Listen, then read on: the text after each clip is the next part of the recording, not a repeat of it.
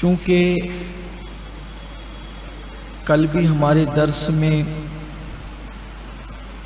سورہ یوسف موضوع رہا اور آج بھی انشاءاللہ اسی سے متعلق کچھ باتیں پیش کی جائے گی۔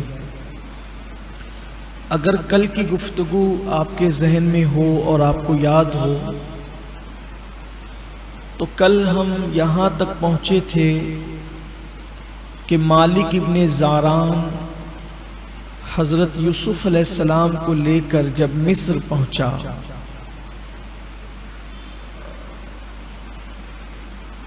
تو مصر جانے کے بعد وہاں پر پرندوں نے چہچہا، اعلان غیبی طور پہ ہونے لگے، اور مالک بن زاران پیسے لے کر 3 دن تک حضرت یوسف علیہ السلام کی زیارت کراتا رہا۔ اور المختصر یہ اختصار کے ساتھ کہ پھر اس نے حضرت یوسف علیہ السلام کو بیچنے کا فیصلہ کیا۔ حضرت یوسف علیہ السلام کو جب وہ بازار میں لایا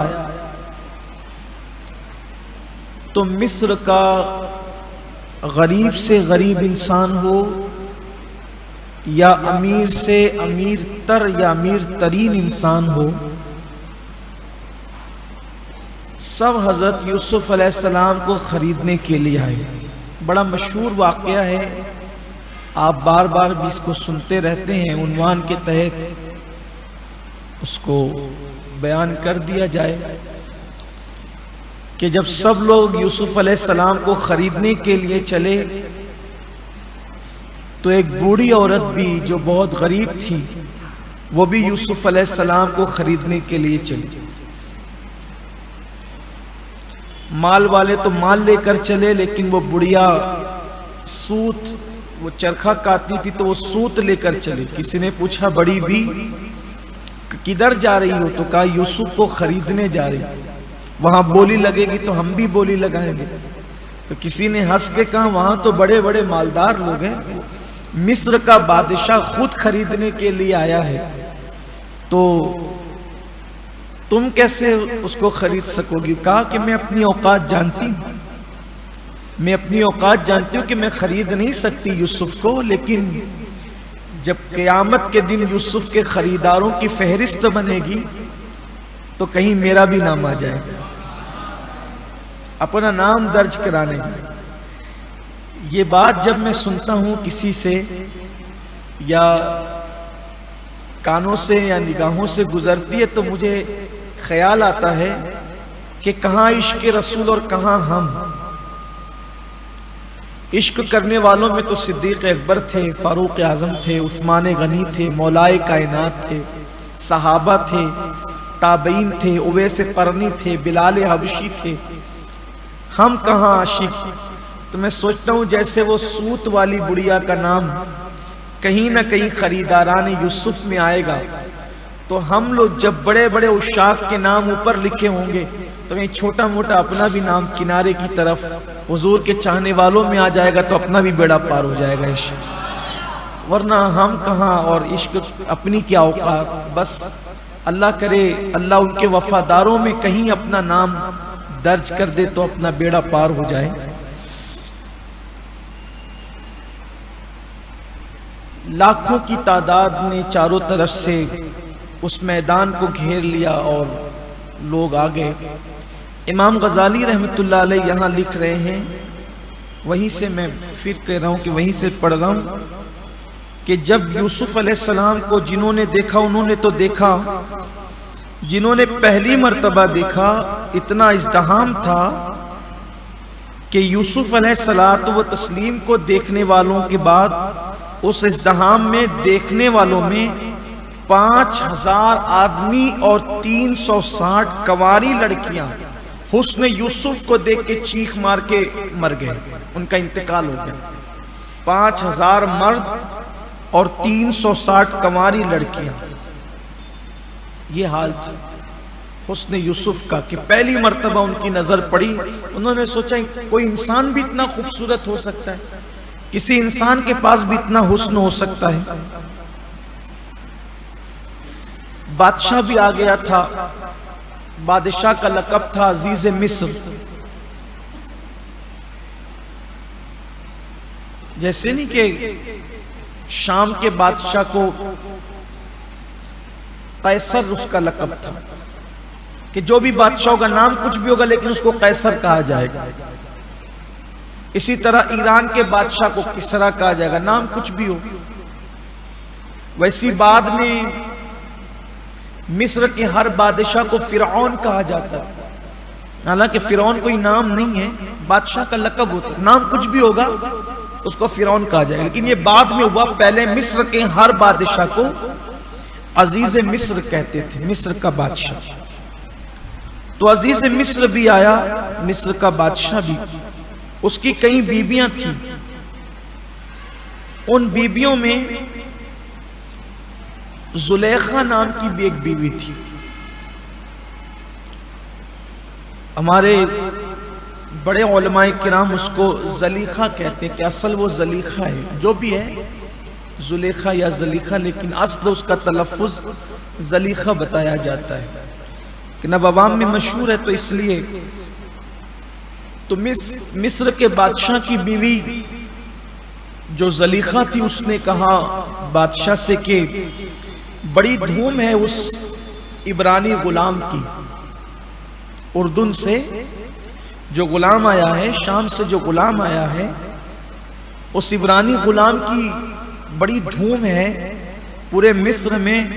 ہم بھی آنا چاہتے ہیں بازار میں. کہا ٹھیک ہے تم بھی آ جاؤ. تو یہ جو زلیخا تھی یہ اپنی کنیزوں کے ساتھ پورے بناؤ سنگھار کے ساتھ، چونکہ بادشاہ کی بیوی تھی، وہ آئی. تو یہ اپنے، چونکہ ان کے باپ بھی جو زلیخا تھی ان کے باپ بھی بہت بڑے بادشاہ تھے. مصر سے 6 مہینے کے فاصلے پر زلیخا کا وطن تھا اور وہ وہاں کے بادشاہ تھے.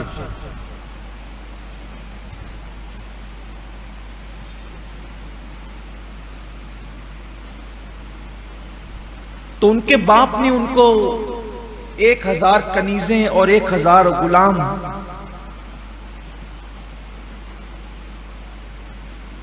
جب زلیخا کی شادی کی تو اس وقت دیا تھا.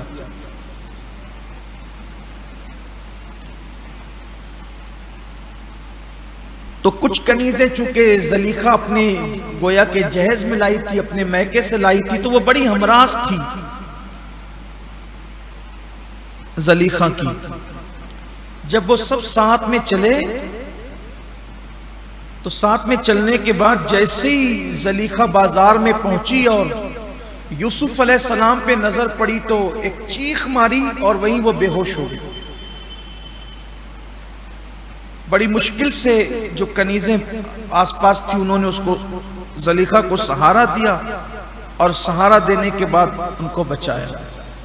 جب ہوش آیا تو جو میکے سے جو کنیزیں آئی تھی ان میں سے جو ہمراس کنیز تھی، زلیخا نے کہا یہ تو وہی ہے جس کو میں نے اپنے بچپنے میں خواب میں دیکھا تھا، یہ تو وہی ہے.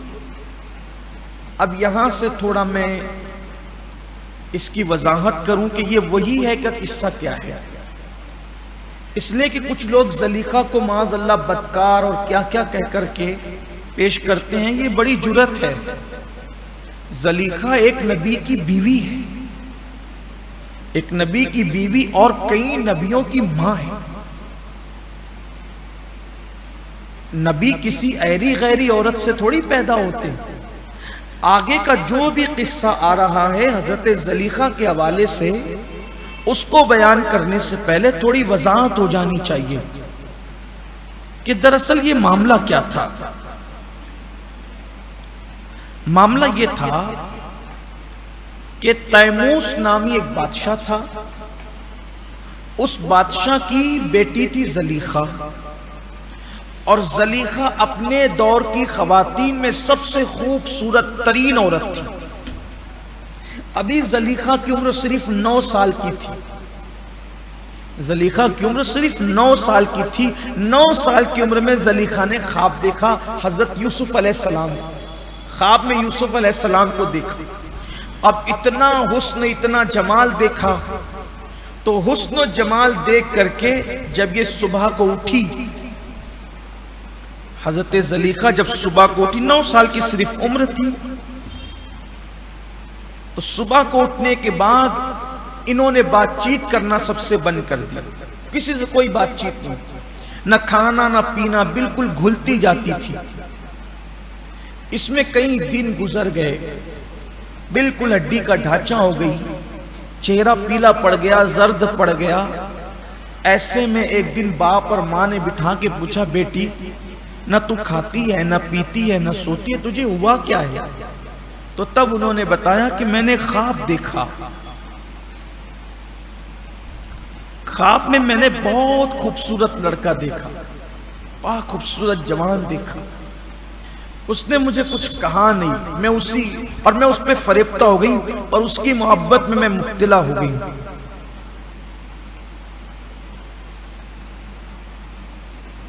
تو ماں نے کہا، بیٹا اب اگر وہ تجھے کبھی خواب میں نظر آئے تو تو اس سے پوچھنا کہ وہ کون ہے، کہاں کا ہے، تاکہ ہم پتہ لگائیں.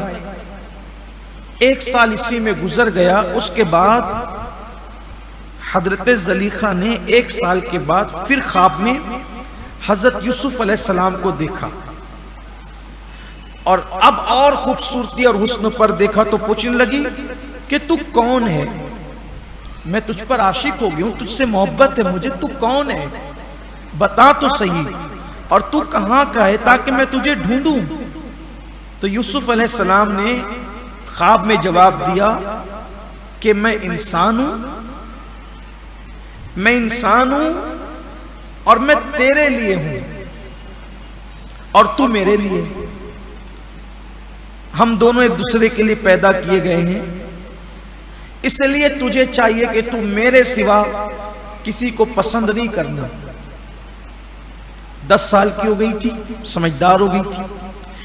یہی بات کر رہے تھے یوسف علیہ السلام کی اچانک خواب ٹوٹ گیا. کچھ خواب ایسے ہوتے ہیں نا، جب وہ خواب ٹوٹ جاتے ہیں تو آدمی کو بہت پچھتاوا ہوتا ہے، کاش کہ تھوڑی دیر اور سویا رہتا تو خواب کی تکمیل ہوتی. اس میں وہ خواب ٹوٹ گیا، ادھوری بات پہ خواب ٹوٹ گیا. اب زلیخا اتنی گفتگو پر کہ میں انسان ہوں، تیرے لیے ہوں، تو میرے لیے ہے، میرے سوا کسی کو پسند نہ کرنا، اس پر زلیخا پاگل ہو گئی.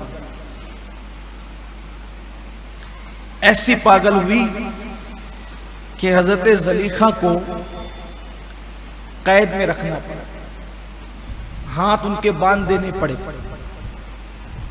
حسن یوسف کو دیکھ کر پاگل ہو.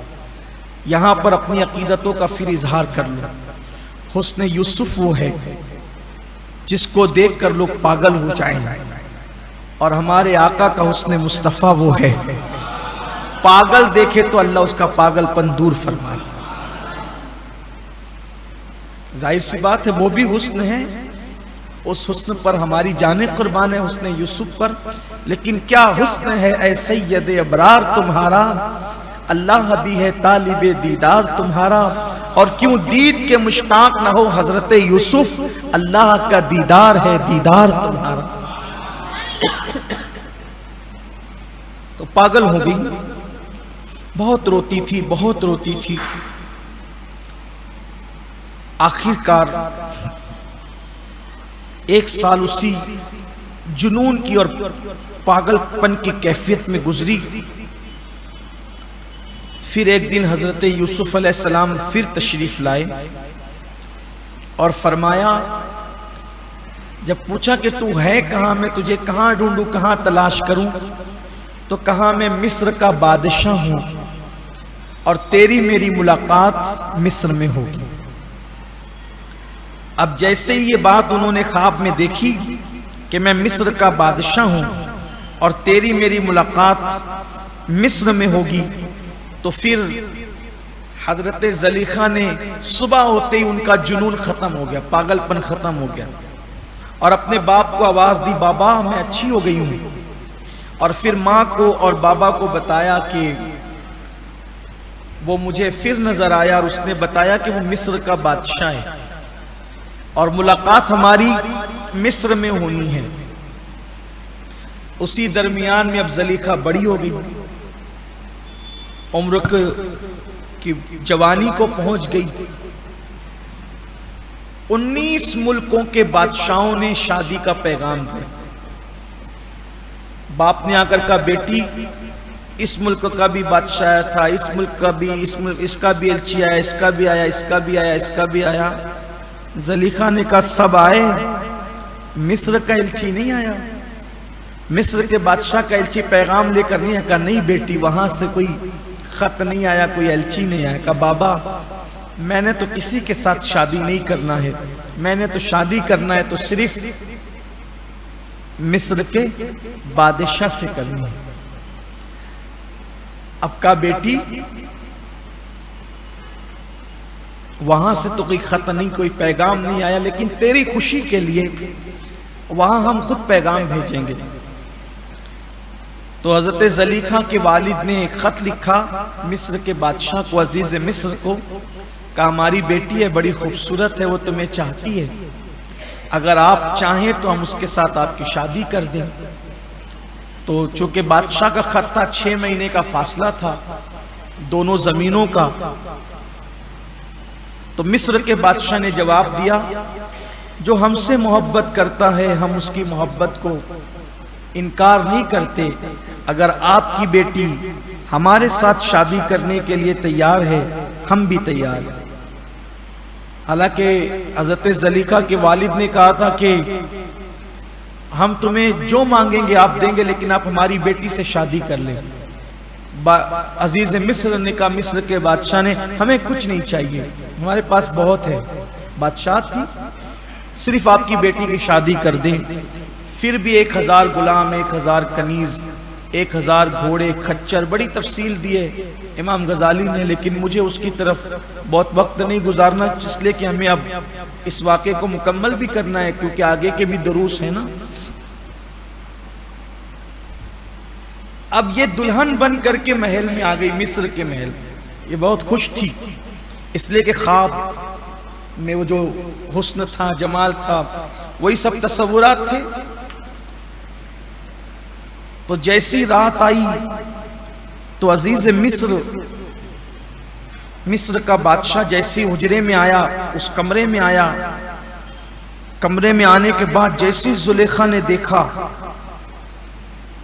اس کو تو دونوں آستین سے اپنا چہرہ چھپا لیا اور کنیزے کا یہ کون آ گیا، یہ وہ نہیں ہے جس کو میں نے خواب میں دیکھا تھا، یہ تو غلط آدمی ہے۔ تو جو ساتھ میں تجربے کار کنیز بھیجا تھا ان کے والد نے کہا ایسا مت کہ یہ تیرا شوہر ہے، کہا لیکن یہ وہ نہیں ہے جو میرے خواب میں آیا تھا۔ تو کہا جو بھی ہو 6 مہینے کا فاصلہ ہے، تیرے باپ سے تو 6 مہینے کے فاصلے پہ دور ہے، تو دلہن بن کر کے آئی ہے، تو کچھ بات کرے گی تو قتل کر دی جائے گی، جان سے بھی حد ہوگی، صبر کر، خاموش رہ، چپ کر۔ ایسے میں دونوں کی باتیں ہو رہی تھی تو غیب سے آواز آئی زلیخا چپ رہو، خاموش رہو، یہی محل ہے جہاں تجھے اس سے ملایا جائے گا جس نے تجھے خواب میں اپنا چہرہ دکھایا، اور یہ اللہ کی شانیں ہیں، اللہ انہی بہانوں سے ملاتا ہے، یہ اللہ کی شانیں، لیکن تجھے صبر کرنا ہوگا، تجھے آزمائش سے گزرنا ہوگا، بغیر آزمائش سے گزرے ہوئے انسان اپنی مراد کو نہیں پہنچ سکتا، کچھ صبر آزما حالات ہوں گے، تجھے اس سے گزرنا ہوگا۔ مصر کا بادشاہ عزیز مصر جیسے اس نے گھونگھٹ اٹھایا زلیخا کا، تو اللہ تبارک و تعالیٰ نے چونکہ یوسف علیہ السلام کے لیے زلیخا مقرر ہو چکی تھی، تو اللہ نے زلیخا کو اس کی نظروں سے اوجھل کر دیا، ہٹا دیا، اور ایک جنی کو زلیخا کی ہم شکل بنا کر عزیز مصر کے سامنے رکھ دیا۔ تو عزیز مصر اسی جنی کے ساتھ رات گزارتا تھا اور زلیخا کو اس نے کبھی ہاتھ بھی نہیں لگایا، اس لیے کہ وہ اللہ کے نبی کے لیے مقرر کر دی گئی تھی، منتخب کر دی گئی۔ یہ اللہ کی شان ہے، اللہ اپنے نبیوں کے لیے کیسے انتظامات فرماتا ہے۔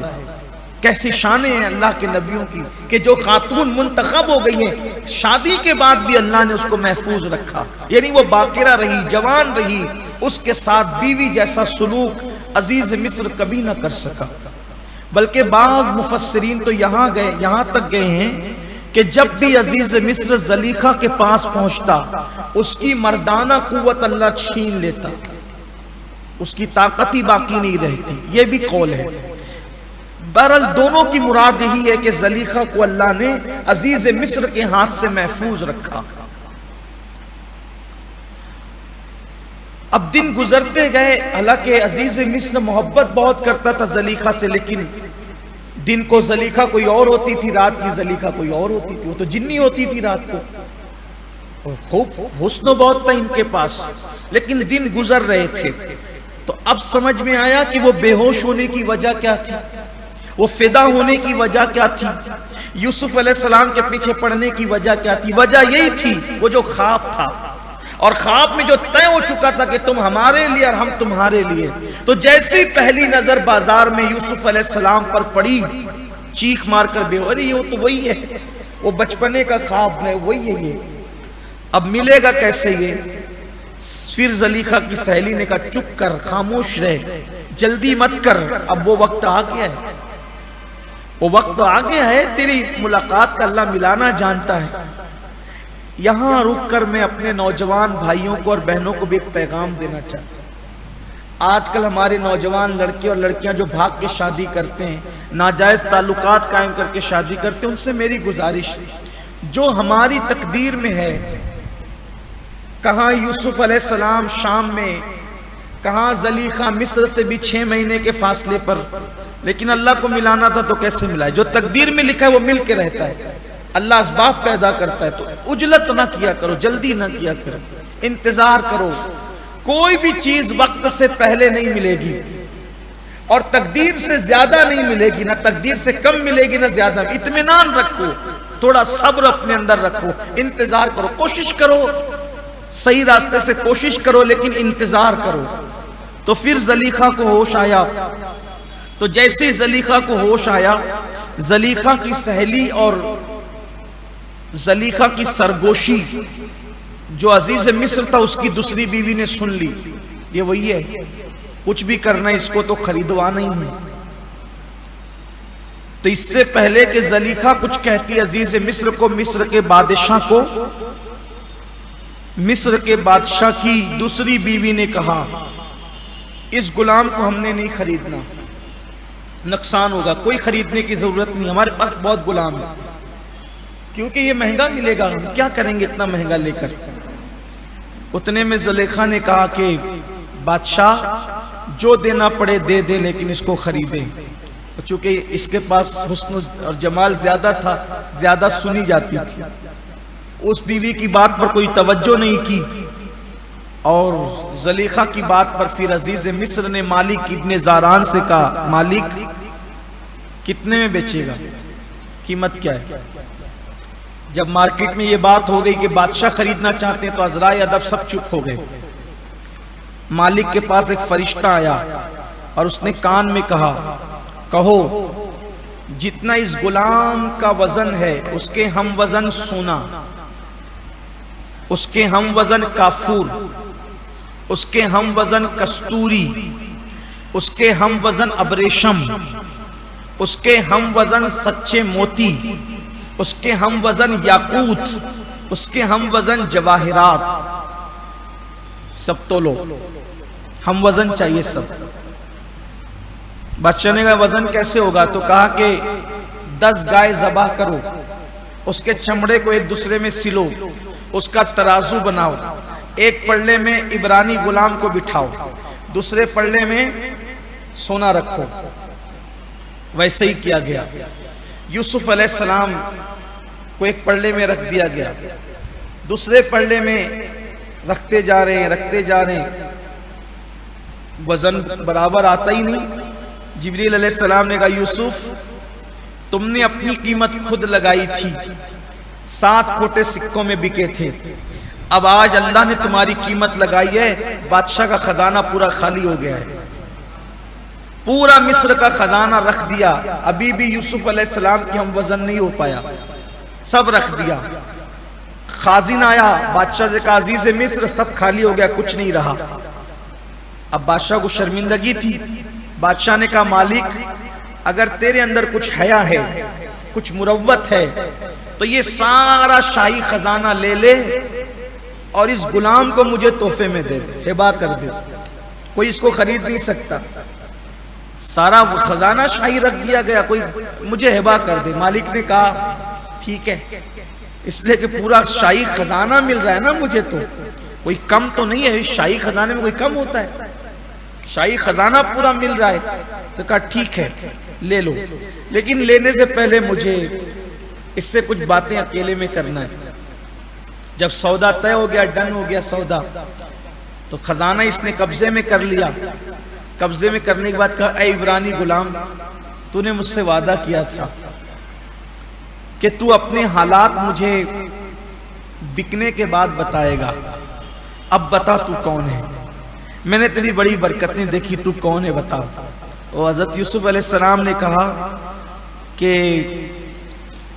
پہلے مجھ سے وعدہ کر کہ تو یہ بات کسی کو نہیں بتائے گا۔ اس نے وعدہ کیا ٹھیک ہے میں یہ بات کسی کو نہیں بتاؤں گا۔ تو تب یوسف علیہ السلام نے فرمایا کہ میں یوسف ہوں، یوسف ابن یعقوب ابن اسحاق ابن ابراہیم علیہ السلام، آل نبی ہوں، آل پیغمبر ہوں، میں کوئی معمولی انسان نہیں ہوں۔ اور وہ جو میرے مالک تھے نا، وہ میرے مالک نہیں تھے، وہ میرے بھائی تھے، سوتیلے بھائی، انہوں نے مجھے بیچا۔ بھائیوں نے کیوں بیچا آپ کو؟ کہ بھائیوں کی برائی نہیں کرنا چاہتا، بیچ دیا۔ اب میں نے اپنی بات تم پر جو ہے وہ واضح کر دی ہے، اس لیے اب آپ مجھے چھوڑو۔ تو کہا یوسف جب تم آل پیغمبر ہو تمہاری دعائیں مقبول ہیں، مجھے بیٹیاں ہی بیٹیاں ہیں، میرے لیے دعا کرو کہ اللہ مجھے بیٹا عطا فرمائے۔ تو حضرت یوسف علیہ السلام نے کہا اللہ تجھے ایک نہیں، اللہ تجھے 24 بیٹے عطا فرمائے گا۔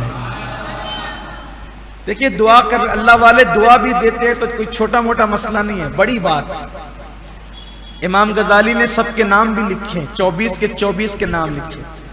اگر یہاں وقت کی قلت نہ ہوتی تو میں سب کے نام پڑھ کے سناتا، لیکن ہمارے عنوان میں وہ ہے بھی نہیں، بس ہمیں تو اتنا کافی ہے کہ حضرت یوسف علیہ السلام کی دعا سے اس کو 24 بیٹے ہوئے۔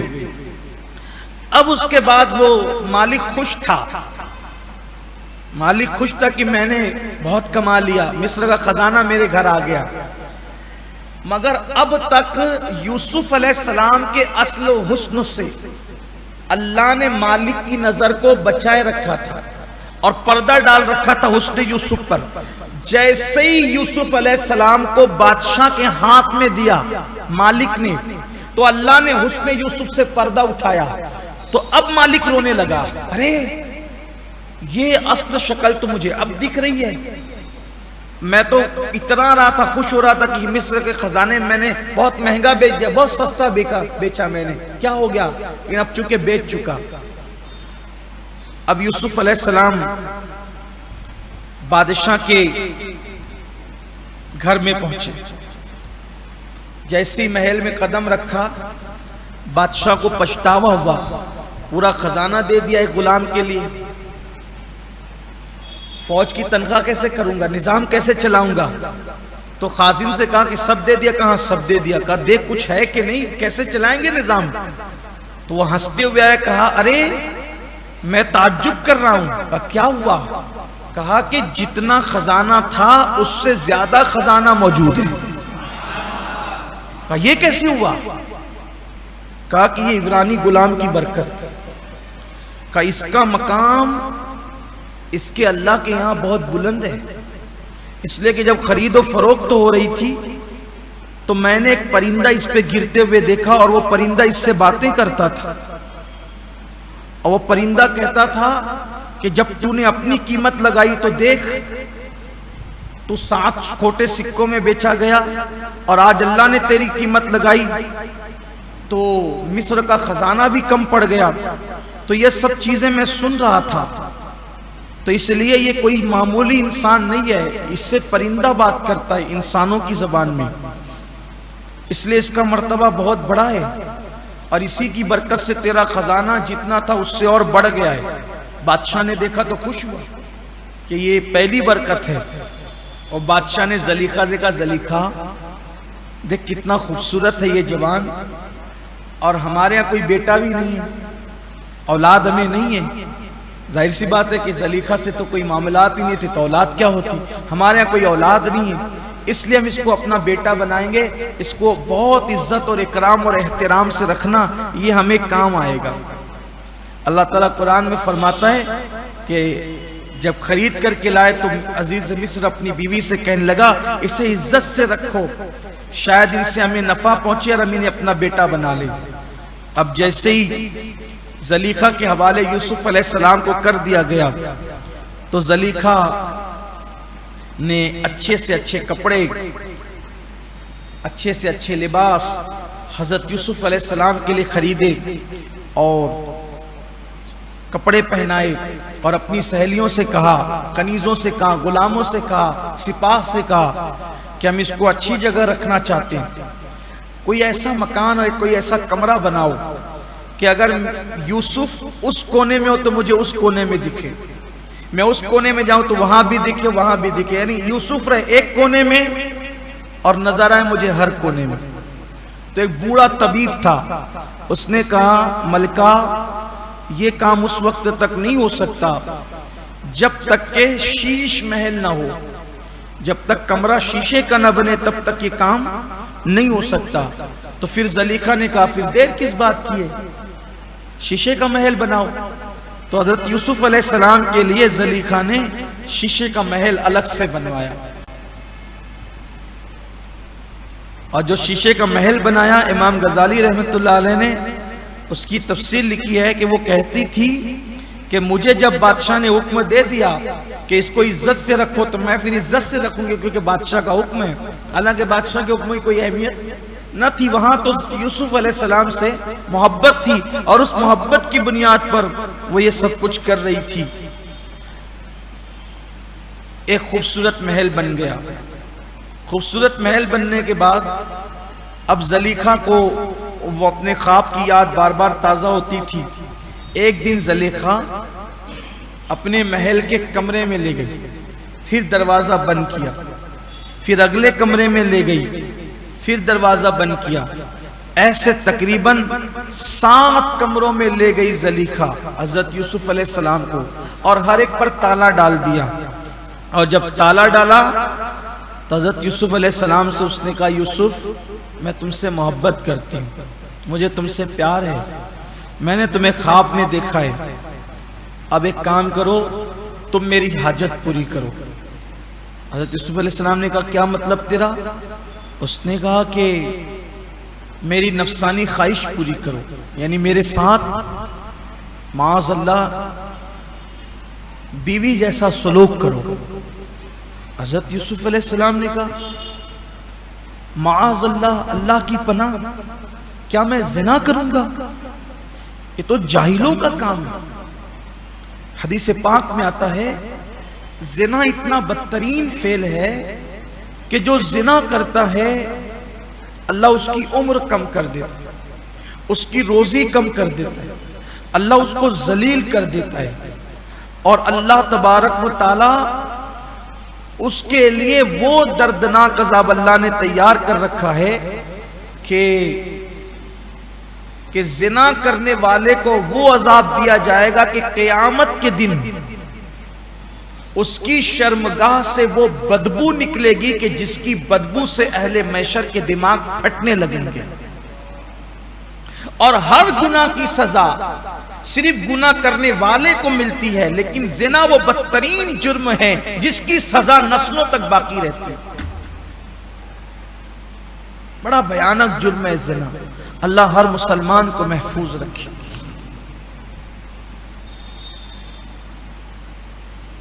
تو زلیخا نے کہا کہ تم میرے ساتھ بدی کرو۔ اللہ قرآن میں فرماتا ہے جب عورت نے اس کو پھسلایا تو اس نے اللہ کی نشانی دیکھی، اگر وہ اللہ کی نشانی نہ دیکھتا تو عورت نے اس کی طرف قصد کیا تو وہ بھی عورت کی طرف قصد کرتا، اگر نشانی نہ دیکھتا۔ اب یہ نشانی اللہ کی کیا تھی، اس پر مفسرین کے الگ الگ اقوال ہیں۔ اس میں ایک قول یہ ہے کہ غیب سے آواز آئی، یوسف تمہارا اللہ تمہیں دیکھ رہا ہے، ایک۔ دوسری نشانی یہ ہے کہ زلیخا نے جب یوسف علیہ السلام کو گناہ کی دعوت دی تو زلیخا کا وہاں ایک بت رکھا ہوا تھا، وہ سونے کا تھا جس کی وہ پوجا کرتی تھی، عبادت کرتی، اور زلیخا نے اپنا دوپٹہ اتار کے اس کے منہ پہ رکھا۔ تو یوسف علیہ السلام نے پوچھا یہ کیا کر رہی ہو؟ کہا یہ میرا خدا ہے، کہیں یہ مجھے زنا کرتے دیکھ نہ لے۔ تو یوسف علیہ السلام کو خیال آیا جو دیکھ نہیں سکتا اس خدا سے اتنی حیا اس کو ہے، میرا خدا تو مجھے دیکھ رہا ہے۔ نشانی پر ایک قول اور بھی آتا ہے کہ حضرت یوسف علیہ السلام نے اپنے بابا یعقوب علیہ السلام کو دیکھا کہ وہ دانت تلے انگلی دبا رہے، کہتے ہیں یوسف تو پیغمبر کی اولاد ہے، تو زنا کرے گا، تو آل پیغمبر ہے، تو زنا کرے گا، دانت تلے انگلی دبا رہے۔ یہ نشانی جو بھی ہو، اقوال مختلف ہیں۔ حضرت یوسف علیہ السلام نے دیکھا تو بھاگے۔ جب بھاگے یوسف علیہ السلام، چونکہ تالے پڑے ہوئے تھے 7 کمروں پر، اللہ کی شان، جس دروازے پر پہنچتے تالا خود بخود ٹوٹ کے گر جاتا، دروازہ کھل جاتا، یہاں تک کہ 7 کمروں سے نکل گئے یوسف علیہ السلام۔ یہاں ہمارے جوانوں کو ایک پھر پیغام ملتا ہے۔ لوگ کہتے ہیں ہم گناہ سے بچنا چاہتے ہیں، بچ نہیں پاتے، گناہ سے بچنا چاہتے ہیں، بچ نہیں پاتے۔ جھوٹ بولتے ہیں لوگ۔ جو گناہ سے بچنے کا سچا ارادہ کر لے، اللہ کی شان ہے کہ اللہ اپنے کرم سے اس کو بچا لیتا ہے۔ دیکھا نہیں 7 کمروں پر تالے پڑے ہوئے تھے، لیکن یوسف علیہ السلام بچنا چاہتے تھے تو تالے ٹوٹ ٹوٹ کر گرتے گئے، یوسف علیہ السلام بچ کر نکل گئے۔ ایسے میں زلیخا پیچھے دوڑی، کیونکہ اس کو خیال تھا کہ میں نے تو تالے لگا رکھے ہیں دروازوں پر۔ زلیخا پیچھے دوڑی اور حضرت یوسف علیہ السلام کا دامن پکڑا۔ قرآن کہتا ہے وہ پیچھے سے پھٹ گیا۔ یہ بھاگا دوڑی چل رہی تھی، یوسف علیہ السلام دوڑ کر باہر نکلے، ادھر یہ نکلے، ادھر سے مصر کا بادشاہ آیا۔ یہ سب کیا چل رہا ہے؟ یہ سب کیا ہو رہا ہے؟ مصر کے بادشاہ نے پوچھا یہ سب کیا ہو رہا ہے؟ تو اس سے پہلے کہ یوسف علیہ السلام کچھ کہتے، زلیخا بول پڑی کہ بادشاہ، اس نے آپ کے گھر والوں کے ساتھ، آپ کی بیوی کے ساتھ اس نے خیانت کرنے کی کوشش کی۔ میں اپنے آپ کو بچا کے بھاگ رہی تھی۔ عورتیں تو پھر عورتیں ہوتی۔ اللہ نے قرآن میں کہا عورتیں برا نہ مانے، اللہ نے قرآن میں کہا عورتوں کا مکر بڑا عظیم ہے، بہت بڑا ہے۔ اس سے پہلے یوسف علیہ السلام کچھ کہہ دیا، اپنی کہنے لگی تو آپ کے گھر والوں کے ساتھ اس نے برائی چاہی اور برائی کرنے کی کوشش کی۔ یوسف علیہ السلام نے جواب دیا نہیں، میں بے قصور ہوں، میں خیانت کرنے والا انسان نہیں ہوں، میں خائن نہیں ہوں۔ آپ نے مجھے اتنے اچھے سے رکھا، اتنے اچھے سے میری پرورش کی، تو میں نیکی کا بدلہ بدی سے کیوں دوں گا؟ میں نے کوئی برائی نہیں کی آپ کے گھر والوں کے ساتھ، میں بے قصور ہوں۔ البتہ اس نے میری طرف قصد کیا، آپ کی بیوی نے۔ تو زلیخا نے کہا یہ غلط کہتا ہے۔ تو یوسف علیہ السلام نے کہا کہ اگر آپ کہیں تو میں ثبوت پیش کر دوں۔ حضرت یوسف علیہ السلام نے کہا آپ کہیں میں ثبوت پیش کروں۔ بادشاہ نے کہا کیا ثبوت ہے تمہارے پاس کہ تم بے قصور ہو؟ تو کہا یہ معاملہ جہاں ہو رہا تھا وہاں جھولے میں ایک بچہ موجود تھا، پالنے میں بچہ موجود تھا، جو زلیخا کے رشتہ داروں میں سے اس کے چچا کا بیٹا ہے۔ وہ اس کی عمر صرف 40 دن تھی، صرف 40 دن کا وہ بچہ تھا، جھولے میں لیٹا ہوا تھا۔ تو بادشاہ نے کہا کیسی بات کرتے ہیں، بچہ کیسے بولے گا؟ کہ میرا اللہ چاہے گا تو ضرور بولے گا، آپ چلیں، آپ چلیں۔ دیکھیے سچائی کا ساتھ اللہ دیتا ہے، آپ حق پر ہیں، آپ صداقت پر ہیں، قدرت بچوں سے بھی بلوا دے، بس آپ پاک دامن رہیں، اللہ سے آپ کا رشتہ جڑا رہے۔ قدم قدم پر اللہ اپنے بندوں کا ساتھ دیتا ہے، بس بندہ سچا ہونا چاہیے، بندے کے اندر صداقت ہونی چاہیے، اس کا کردار اچھا ہونا چاہیے۔ کہا یہ بچہ بولے گا۔ جب گئے تو پوچھا کہ بچے بولو، تو بچے کی آواز آئی جھولے میں سے، اگر یوسف کا کرتا آگے سے پھٹا ہوا ہے تو یوسف قصوروار ہے اور زلیخا سچ کہتی ہے، اور اگر یوسف کا کرتا پیچھے سے پھٹا ہوا ہے تو پھر زلیخا قصوروار ہے اور زلیخا جھوٹ بول رہی ہے۔ تو جب یوسف علیہ السلام کا کرتا دیکھا گیا تو وہ پیچھے سے پھٹا ہوا تھا، تو عزیز مصر نے دیکھا تو کہا چھوڑو چلو جانے دو، اب یہ تو بیوی ہے نا، اب کیا کریں، وہ اس کا قصور ثابت ہو گیا، سب کو حیرت بھی تھی، اس کا قصور ثابت ہو گیا۔ تو ایسے میں اس نے کہا کہ اب جانے دو، چھوڑو یہ سب مسئلہ، جانے دو، یوسف رہنے دو، یہ عورتیں ایسی ہوتی، ان کا مکر بڑا زبردست ہے۔ اب کہتے ہیں کہ برائی جو ہے نا وہ چھپتی نہیں ہے، اور برائی چھپتی نہیں ہے۔ اب یہ واقعہ تو ہو گیا محل میں، پھر بھی زلیخا تو زلیخا تھی، وہ یوسف علیہ السلام کو حاصل کرنے کے لیے ہر کوشش کر رہی تھی، چونکہ وہی بچپنے کا خواب، حالانکہ یہ کوئی بدکار بری عورت نہیں تھی، وہی بچپنے کا خواب اس کو ابھارتا تھا کہ بھئی میں اس کے لیے پیدا کی گئی ہوں، تو اسی لیے وہ حاصل کرنے کی کوشش کرتی تھی، بس یہی بات تھی۔ اب یہ بات محل سے نکل کر باہر پہنچی، جب یہ بات محل سے نکل کے باہر پہنچی تو باہر جو بادشاہ کے عمرہ اور وزراء تھے، جو اس کے قریبی لوگ تھے، ان کی بیویوں تک یہ بات پہنچی۔ تب عورتیں تو پھر عورتیں ہیں، کسی عورت تک کسی عورت کے متعلق کوئی بات پہنچے اور ان کے پیٹ میں رہ جائے تو ظاہر سی بات ہے یہ ممکن نہیں ہے۔ کبھی کبھی عورتوں سے کچھ باتیں سن کے حیرت ہوتی ہے کہ مرد پورا شہر گھوم لے، بازار گھوم لے، پھر بھی مرد کو وہ بات پتہ نہیں ہوتی جو گھر میں رہنے والی عورتوں کو پتہ ہوتی ہے۔ خدا جانے ان کا انٹیلیجنس سسٹم کتنا مضبوط ہے کہ انہیں سب پتہ ہوتا ہے، جو چاہے بات معلوم کر لیں آپ۔ الیکشن کے دنوں میں عورتیں جب ڈسکس کرتی ہے تو صرف خاموشی سے کہیں آپ بیٹھ کر سن لیں، ایسا لگتا ہے کہ جو وہ یعنی کہ ہار اور جیت کے فیصلے ان کے ہاتھ میں دے دیا ہے حکومتوں نے۔ اپنا مزاج ہے عورتوں کا، اصل میں کوئی برائی نہیں کرتا، کیونکہ ہمارے یہاں عورت کا مطلب بہت بڑا مرتبہ، عورت مطلب ماں جس کے قدموں کے نیچے جنت، عورت مطلب بیوی شریک حیات جس سے پیار ہی ملنا ہے، عورت مطلب بیٹی، عورت مطلب بہن، چار روپ ہے ہمارے یہاں۔ لیکن بہرحال فطرت تو فطرت ہے، اللہ نے ٹیڑھی پسلی سے پیدا کیا عورت کو، اللہ نے ان میں ٹیڑھا پن رکھا ہے، وہ ہے وہ رہے گا، وہ رہے گا۔ تو عورتوں میں بس بات ہم نے چرچا۔ اچھا، عورتوں کے چند خاص دلچسپ عنوانات ہیں۔ نمبر 1 غیبت، دلچسپ عنوان۔ نمبر 2 کس کے ساتھ کیا چل رہا ہے۔ نمبر 3 بازار، مارکیٹ اور دیگر حالات کیا، یہ اس پہ وہ ڈسکس کرتی رہتی، بات چیت کرتی رہتی۔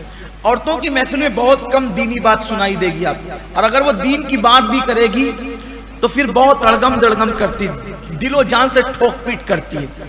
جیسے ہی عورتوں ہی سے مسئلہ سنا جاتا ہے کہ آئینہ دیکھنے سے وضو ٹوٹ جاتا ہے، یہ خواتین کوئی آگے سے گزر جائے تو نماز ٹوٹ جاتی ہے، گالی دینے سے وضو ٹوٹ جاتا ہے، یہ سارے خوبصورت مسائل عورتوں ہی سے سنے گئے۔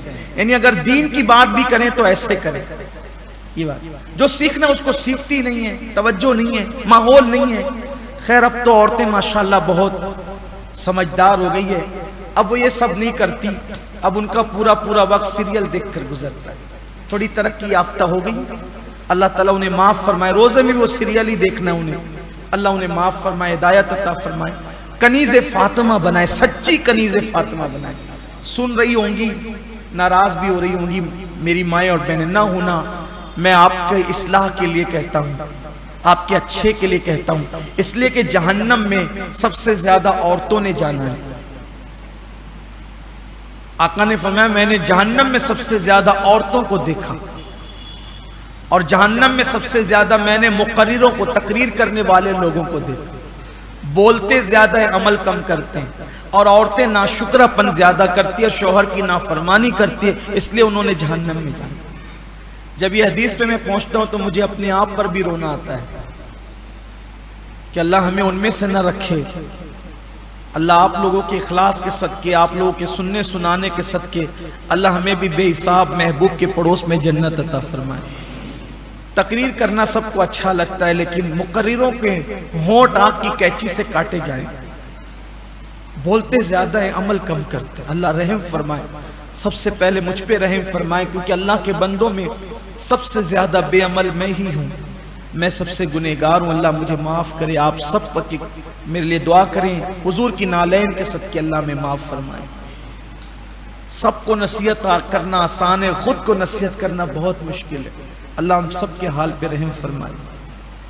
عورتوں میں چرچے ہونے لگے، زلیخا نے ایک غلام پر فدا ہو گئی، اس سے عشق کرنے لگی، اس کو لبھانے لگی، یہ کرنے لگی، وہ کرنے لگی، وہ کرنے لگی۔ کسی نے یہ بات زلیخا تک پہنچا دی۔ زلیخا نے کہا ٹھیک، ان کو مزہ چکھاؤں گی، بادشاہ کی بیوی تھی، ان کو مزہ چکھاؤں گی۔ زلیخا نے وہاں کی خاص ڈش تھی، بڑا لذیذ کھانا تھا مصر کا، روٹی کے اندر انڈا اور قیمہ بھر کر کے روٹی تلی جاتی تھی۔ ہمارے ہاں بھی ہے وہ کہ جو قیمے کی روٹیاں ہوتی ہیں، اپنے یہاں مالیگاؤں کی زبان میں اس کو برائی کہتے ہیں، ایسی کوئی شکل کا اس نے کھانا بنایا، اب بہت اہتمام کیا، پھر سونے کا تخت رکھا اور ان سب کو بلا کر کے کہا مجھے تانا دیتی ہو یوسف پر کہ میں ایسی میں ویسی، تم نے یوسف کو دیکھا ہے؟ کہ نہیں دیکھا۔ تو کہا یہ جو اتنی بڑی بڑی باتیں کرتی ہو نا، نہیں دیکھنے پہ کرتی، ایک بار دیکھو تو جو میرا حال ہے اس سے بدترین حال تمہارا ہو۔ کھانا انہا کھلایا، بڑی خاطر تواضع کی۔ یوسف علیہ السلام کو کہا کہ اپنے چہرے پہ نقاب ڈال کے آنا، جب کہوں گی تب اٹھانا۔ تو ان سب نے اپنی اپنی جگہ پر سب بیٹھ گئی۔ وہ سہیلیاں تھی زلیخا کی، مالداروں کی بیویاں۔ سونے کے تخت پر زلیخا نے یوسف علیہ السلام کو لا کے بٹھایا اور ان کے ہاتھ میں ایک ایک لیمو دیا اور ایک ایک چھری دی، کہ جیسے میرے یوسف کو دیکھنا تمہاری ذمہ داری ہے کہ تم نے چھری سے لیمو کاٹنا ہے، پھل کاٹنا ہے۔ ٹھیک۔ پھر حضرت زلیخا نے یوسف علیہ السلام سے کہا نقاب الٹ دیں۔ جیسے ہی آپ نے نقاب پلٹا ہے تو وہ چیخ پڑی، یہ انسان نہیں ہے، اللہ کی قسم یہ انسان نہیں ہے، یہ فرشتہ ہے، ملک مقرب ہے یہ۔ اور یوسف علیہ السلام کو دیکھتی رہی اور وہ لیمو کاٹتی رہی۔ لیمو کاٹنے کی بجائے ایسے دیکھنے میں مگن تھی اور اتنی مست ہو گئی تھی کہ لیمو کاٹنے کی بجائے انہوں نے اپنی انگلیاں کاٹ لی، لیکن ان کو خبر بھی نہیں ہو کہ انگلیاں کٹ گئی۔ بلکہ بعض مفسرین نے لکھا ہے کہ ان عورتوں نے دیکھا تو ان کے جسم سے بھی خون جاری ہو گیا، اور اس خون کو چھپانے کے لیے قدرت نے انگلی کٹوا دی۔ یہ یوسف علیہ السلام کا حسن تھا، یہ تو بشر نہیں ہے، یہ انسان ہی نہیں، فرشتہ ہے، ملک مقرب ہے یہ۔ پھر زلیخا نے اٹھا دیا حضرت یوسف علیہ السلام کو، وہ تو سب ہائے ہائے کرتے ہوئے اٹھی، تڑپ گئی وہ سب بھی، تانا دینا چھوڑ دیا۔ یہاں رک کر کے بہت خوبصورت بات ہمارے عشاق صوفیہ کہتے ہیں، حسن یوسف سامنے ہو انگلیاں کٹے تو انگلی کٹنے کا اثر نہیں ہوتا کہ انگلی کٹ گئی۔ اور حدیث پاک میں آتا ہے جب کوئی اللہ کی راہ میں شہید ہوتا ہے، اس کے خون کا قطرہ پہلا زمین پہ گرتا ہے تو اس کو اللہ کا دیدار نصیب ہوتا ہے۔ حسن یوسف سامنے ہو تو انگلیاں کٹنے کا اثر نہیں ہوتا، اس کی تکلیف نہیں ہوتی۔ یوسف کو بنانے والے خدا کا حسن سامنے ہو تو شہید ہونے والے کو شہادت کی تکلیف کیسے ہو سکتی؟ لوگ سمجھتے ہیں کہ تلواریں کاٹ گئی، یہ ٹکڑے ہو گئے، وہ ہو گئے، نہیں، ان کو چونٹی کے کاٹنے سے زیادہ شہید کو تکلیف نہیں ہوتی۔ اس لیے ہمارے بزرگان دین دعا کرتے تھے، اللہ شہادت کی موت عطا، اللہ سے شہادت مانگو، اس لیے کہ رب یوسف، ہائے ہائے اس کے حسن کا عالم کیا ہو۔ اللہ اکبر۔ اور عام مومن عاشق رسول جب مرتا ہے تو موت کے وقت وہ حضور کا دیدار کرتا۔ یہاں بھی بڑی بات ہے، حسن یوسف سامنے ہو تو انگلیاں کٹنے کا اثر نہیں ہوتا۔ اور حسن یوسف کیا ہے؟ ایک دن ام المومنین حضرت عائشہ صدیقہ نے پوچھا، آقا آپ زیادہ خوبصورت ہے یا یوسف زیادہ خوبصورت تھے؟ تو آقا نے فرمایا، عائشہ اللہ نے میرے حسن کا آدھا میرے بھائی یوسف کو دیا۔ آدھے حسن کا یہ عالم ہے، سراپا حسن کا، پورے حسن کا عالم کیا ہو؟ وہ کمال حسن حضور ہے کہ گمان نقص جہاں نہیں، یہی پھول خار سے دور ہے، یہی شمع ہے کہ دھواں نہیں۔ جلدی جلدی اب چلتے اختصار کے ساتھ۔ اب یہ چرچا جب ہونے لگا اور محل میں یوسف علیہ السلام تھے، اس کے بعد بھی زلیخا کہتی تھی، دیکھو یوسف جو میں کہہ رہی ہوں وہ تمہیں کرنا پڑے گا، یعنی تم کو میرے ساتھ بدی کرنی ہوگی، اور اگر تم ایسا نہیں کرو گے نا تو میں تمہیں مار کھلواؤں گی، تم مار کھاؤ گے، یا پھر تم جیل بھیج دیے جاؤ گے، قید میں ڈال دیے جاؤ گے۔ یوسف علیہ السلام نے اللہ کی بارگاہ میں ہاتھ اٹھا دیے، اے اللہ، ایک طرف زنا ہے اور دوسری طرف جیل کی صعوبتیں اور قید اور بند ہے۔ جیل کی صعوبتیں ایک نہ ایک دن ختم ہو جائے گی، لیکن زنا کا دھبا اگر میرے دامن پہ لگے، جو کہ ناممکن ہے، وہ معصوم تھے، نبی تھے، لیکن یہ ہماری تعلیم کے لیے، زنا کا دھبا اگر دامن پہ لگے گا تو پھر قیامت تک چھوٹ نہیں پائے گا۔ تو مولا ایک طرف زنا اور ایک طرف جیل کی مصیبتیں اور قید ہے، تو مجھے زنا پسند نہیں ہے، مجھے قید پسند ہے۔ اگر قید میں جانے کی وجہ سے، آج لگتا ہے کہ گفتگو پوری نہیں ہو پائے گی، میں اب اختصار کے ساتھ کسی نتیجے پہ بات کو پہنچا دیتا ہوں، پھر ہم بات ختم کرتے ہیں، وقت ہمارا ہو چکا ہے۔ تو جب زلیخا نے کہا یوسف علیہ السلام کو کہ یا مارے جاؤ گے، یعنی مار پڑے گی، یا قید میں جانا پڑے گا، یا پھر میرے ساتھ زنا کرو، تو آپ نے دعا کی، اللہ مجھے قید گوارا ہے، مار کھانا گوارا ہے، مجھے زنا گوارا نہیں ہے، اس لیے اس عورت کے مکر سے، اس مراد سے مجھے بہتر ہے کہ تو مجھے قید میں ڈلوا دے۔ اللہ قرآن میں فرماتا ہے، ہم نے یوسف کی دعا کو، ان کی عرض کو سن لیا، اور پھر ہم نے جو ہے وہ عورتوں کا مکر پھیر دیا، اور یوسف علیہ السلام کو قید میں اس طرح ڈال دیا گیا کہ عزیز مصر کے دماغ میں ایک بات آئی، یہ روز روز کی زگ زگ تک تک، روز روز کے تانے، عوام کے اندر یہ سب باتیں ہو رہی ہے، تو اب کیا کروں؟ اپنی بیوی ہی ہے، بیوی کو بچانا ہے، اس کی عزت بچانا ہے، ایک طرف غلام ہے، ایک طرف بیوی ہے، تو داؤ پر کس کو لگانا ہے؟ غلام کو۔ تو کہا کہ بھائی بیوی میری بے قصور ہے، قصوروار تو یہ غلام ہے، اور اٹھا کر کے آپ کو جیل میں ڈال دیا گیا۔ جب حضرت یوسف علیہ السلام کو جیل میں ڈال دیا گیا تو یوسف علیہ السلام کے پاس جو کھانا آتا تھا، وہ کھانا جو ہے وہ آپ کبھی داروغہ کو دے دیا، کبھی لوگوں کو بلا کے کھلا دیا، اور جب آپ کو جیل میں بھیجا گیا تو بادشاہ کا حکم تھا اس کو بہت مارو، زلیخا کا بھی حکم تھا اس کو اتنا مارنا کہ اس کی چیخ نکلے۔ سیلی نے کہا زلیخا عشق کرتی اتنا ہے کہ بدنام ہو گئی پوری مصر میں، کیوں مار کھلواتی ہے؟ کہا ارے پگلی، قید خانے میں جائے گا تو میں یوسف کی آواز کیسے سنوں گی، اور اس کی آواز کے بغیر میں کیسے رہ سکوں گی؟ تو کم از کم مار پڑے گی تو چیخنے کی آواز آئے گی، تو کم سے کم میرے کان کو یوسف کی آواز تو سننے ملے گی۔ یہ کہہ دیا، لیکن پھر نہیں دل نہیں مانا. ادھر داروگا کو کہا گیا بہت مارنا اس کو.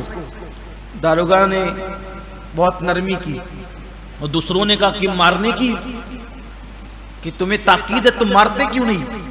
کہا میں بادشاہ کو بھی جانتا ہوں، اس کی بیوی کو بھی جانتا ہوں، دونوں اس سے پیار کرتے ہیں. بس یہ بات ہی ہو رہی تھی کہ زلیخا کا قاصد آیا. مارنا نہیں، عزت سے رکھنا. پھر اس کے شوہر کا چپکے سے قاصد آیا، یہ بڑا مکرم ہے، اس کو مارنا نہیں، مجھے پتا ہے اس کے معاملات.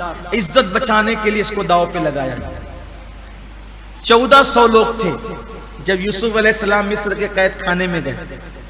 1400 میں سے 2 تھوڑے چیٹنگ باز تھے، ذرا چرفر تھے. وہ حضرت یوسف علیہ السلام ان کو تعلیم دیتے تھے، اچھی باتیں سکھاتے تھے. قیدیوں کو دیکھو، اللہ والے قیدیوں کو بھی سدھارتے ہیں. جیل میں چلے گئے تو وہاں بھی اپنا مشن جاری رکھتے ہیں. تو اس میں سے ایک قیدی بولا یوسف میں نے خواب دیکھا ہے. کیا؟ کہ میں نے خواب دیکھا ہے کہ میں آزاد ہو گیا اور میں نے گھر جا کر کے انگور نچوڑا، اور انگور نچوڑ کر کے میں نے بادشاہ کو پلایا. تو آپ نے فرمایا انشاءاللہ تو آزاد ہوگا، اور تو بادشاہ کا ساقی ہے تو تو بادشاہ کو پلائے گا، میں پلائے گا، تو اس کو شراب پلائے گا تو. دوسرے نے کہا کہ میں بھی باہر نکلا جیل سے، لیکن میرے سر پہ روٹیاں ہیں، میں نے روٹیاں بنائی، سر پہ روٹیاں ہیں، اور وہ روٹی کو چڑیا چگ رہی ہے، کھا رہی ہے. حضرت یوسف علیہ السلام نے فرمایا تو صبح جیل سے نکلے گا، تجھے قتل کر دیا جائے گا، پھانسی دے دی جائے گی، سولی دے دی جائے گی، اور تیرے سر کو پرندے نوچ نوچ کے کھائیں گے. دونوں ہنسنے لگے کہ میں نے تو جھوٹا خواب بیان کیا تھا. حضرت یوسف علیہ السلام نے کہا جھوٹا خواب ہو یا سچا خواب ہو تم جانو، میری زبان سے جو نکل گیا وہ ہو کر رہے گا. اسی لیے قرآن نے کہا یوسف صدیق. یوسف صدیق. صدیق کس کو کہتے ہیں؟ صادق اس کو کہتے ہیں جو عین واقع کے مطابق بات کرے، اور صدیق اس کو کہتے ہیں جو کہہ دے وہ ہو جائے، اس لیے صدیق کہا. تو پھر ایسا ہی ہوا، صبح وہ آزاد ہونے لگا، اس کے لیے آ گیا کہ تمہیں چھٹی، تمہارا جرم معاف ہوتا ہے. تو جب وہ جانے لگا یوسف علیہ السلام نے کہا جانا تو میرا ذکر کرنا بادشاہ سے کہ وہ میرا بھی کچھ خیال کرے. اس نے کہا میں ضرور ذکر کروں گا. جبریل علیہ السلام آئے، یوسف بھائیوں نے کنویں میں ڈالا تھا، کس نے نکالا؟ کہا اللہ نے.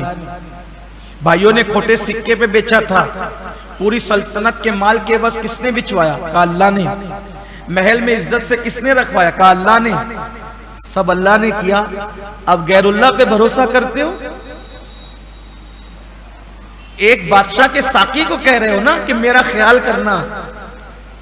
اب اللہ تعالیٰ یہ چاہتا ہے کہ تم نے غیر اللہ کی طرف رجوع کیا نا، دنیا دار کی طرف، کہ میرا خیال کرنا.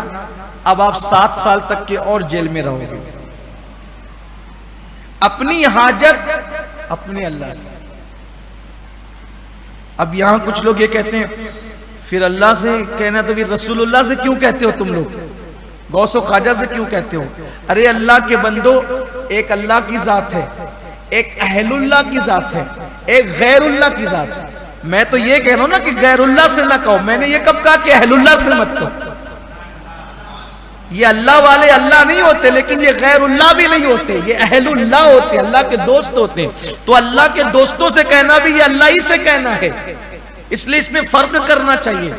اپنی حاجتیں اپنے اللہ سے، غیر اللہ سے نہیں، دنیا والوں سے نہیں، دنیا والوں سے نہیں، اللہ والوں سے، اللہ سے، اللہ والوں سے. اللہ والوں کو بھی وسیلہ بناؤ. بہرحال کہ آپ 7 سال تک اور رہو گے. اپنی فریاد تمہیں اللہ سے کرنی تھی نا، تم نے اس سے کیوں کیا؟ بہرحال پھر یوسف علیہ السلام مزید 7 سال تک کے قید میں رہے. اور یہاں پر ہماری گفتگو تمام ہوئی، کیونکہ مجھے ایک پروگرام میں اور شریک ہونا ہے اس کے بعد. تو میں آج یہیں پہ گفتگو ختم کرتا ہوں. ابھی تقریباً اور باقی ہے، کل ہم اس پر وقت لے لیں گے، اس لیے کہ یہ بہت خوبصورت اور بہت نصیحت کی باتیں ہیں. تو کل لیکن انشاءاللہ یہ واقعہ ہم مکمل کر دیں گے اللہ نے چاہا تو.